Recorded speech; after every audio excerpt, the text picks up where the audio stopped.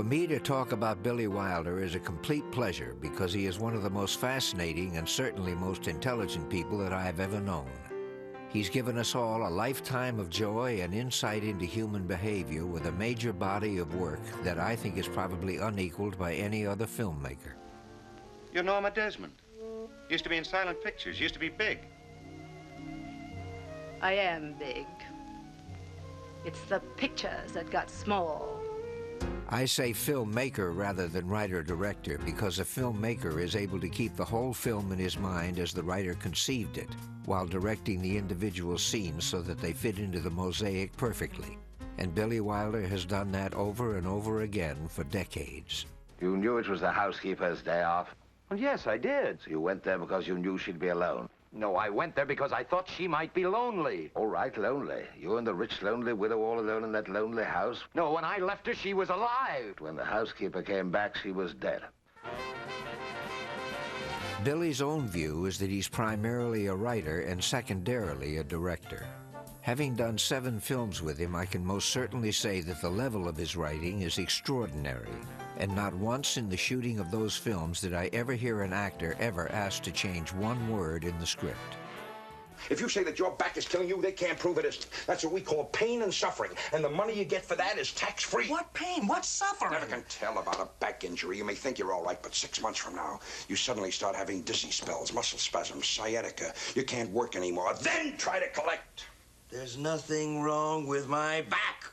If you just get off it. I learned something from Billy about really good writing, and that is that often it's not what you write, it's what you don't write. May I help you? How many would you like?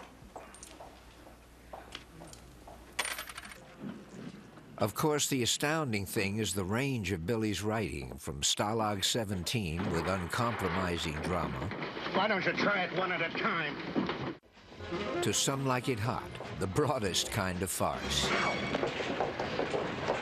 What's the matter now? How do they walk in these things, huh? How do they keep their balance? Must be the way the weight is distributed. Now, come on. It's interesting that when Billy and I were shooting Some Like It Hot and then a year later The Apartment, the general feeling in Hollywood was that Billy was nuts and neither one of the films would work. In Some Like It Hot, he had Tony Curtis and me in drag for 85% of the picture, and the premise was really just a 5-minute burlesque sketch stretched to 2 hours. But Billy sensed it would work, and he was right. It became a classic. Now you've done it. Now you have done it. Done what? You tore off one of my chests. In The Apartment, Billy was throwing darts at the behavior of American businessmen. His leading man was loaning out his apartment for assignations in order to get ahead in business. That's good thinking, Baxter. And his leading lady was sleeping with her married boss. Who were you supposed to root for? What do you call it when somebody keeps getting smashed up in automobile accidents? Bad insurance risk? It's me with men. Of course, Billy wrote a wonderful love story at the center of all this unpleasantness, much like growing a rose in a garbage pail. And in the process, he won 3 of his 7 Academy Awards. But at the time we made the film, I doubted that it could have been financed and made even a few years earlier. In other words, Billy has not only kept up with the changing morality of the times throughout his career, he has often anticipated and caused those changes. Oops. You know, that dress dummy don't do you justice, even with all the padding. Well, I suppose I've put on a few pounds. Well, don't you worry about it. As far as I'm concerned, there couldn't be enough of you, baby. I've been close to Billy for over 35 years, and I have never spent 30 seconds with him that were dull. He's brought an enormous amount of joy and happiness to all those fortunate enough to work with him.